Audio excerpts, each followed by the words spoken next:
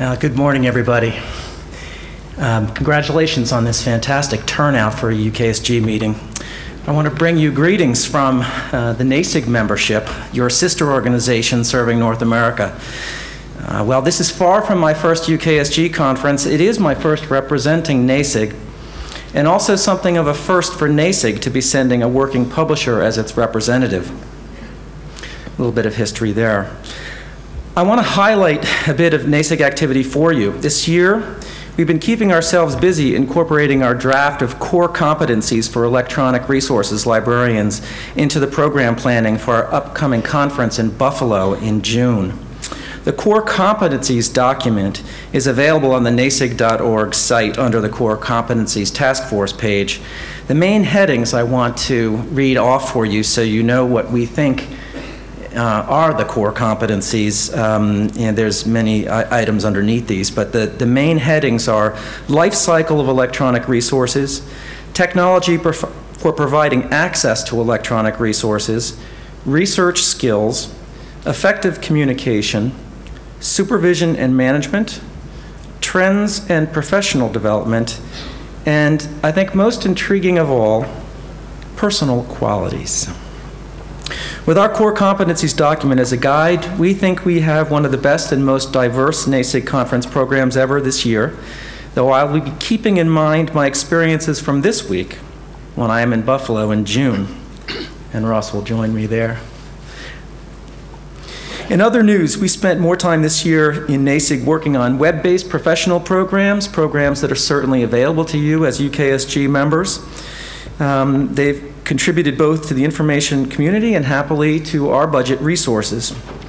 We intended to continue and expand these efforts. Last year we had programs on things like the importance of publisher metadata in the library community and open resource library systems. So we certainly invite you to keep track of those. We'll make sure they get posted on the UKSG site as well as our own.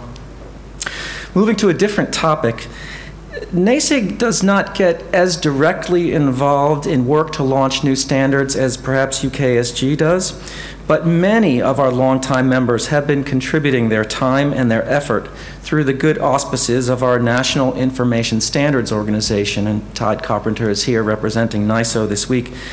As an outstanding example, you will be hearing more from Regina Reynolds about the presentation and identification of e-journals, otherwise known as PIJ. You can pick up a little PIJ brochure. We have brought a number of them here. I think that this is important work. All the things that NISO does are important, but since I was on the PIJ committee, I'm singling that out. This recommended practice was, the last time I looked, downloaded over 800 times within a week of its posting to the NISO site.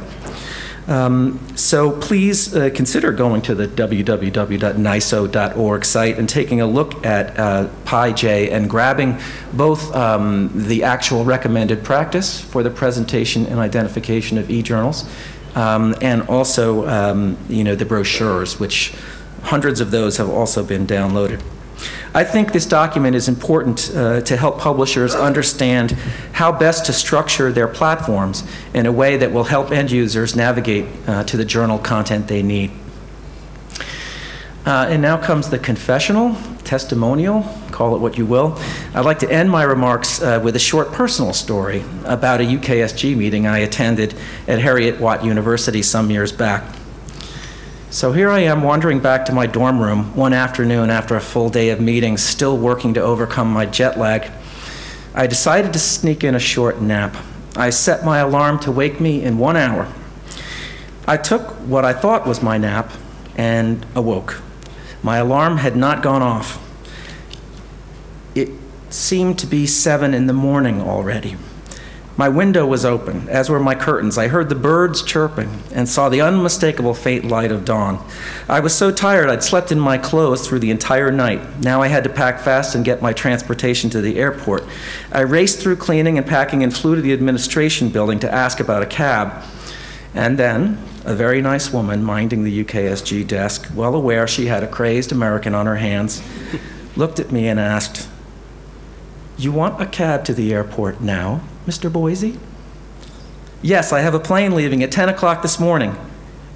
Oh, well now, you know it's only 7:30 Tuesday night, so perhaps there is a mistake. It's only 7:30 Tuesday night? I thought it was Wednesday morning. No. It's just Tuesday night, and since the bus has already left for Edinburgh, perhaps you should go back to your room and get some rest. And so I did. And if the nice woman from my story is in this room, or if you know her, my thanks for having mercy on a tired traveler. I hope you have a great UKSG.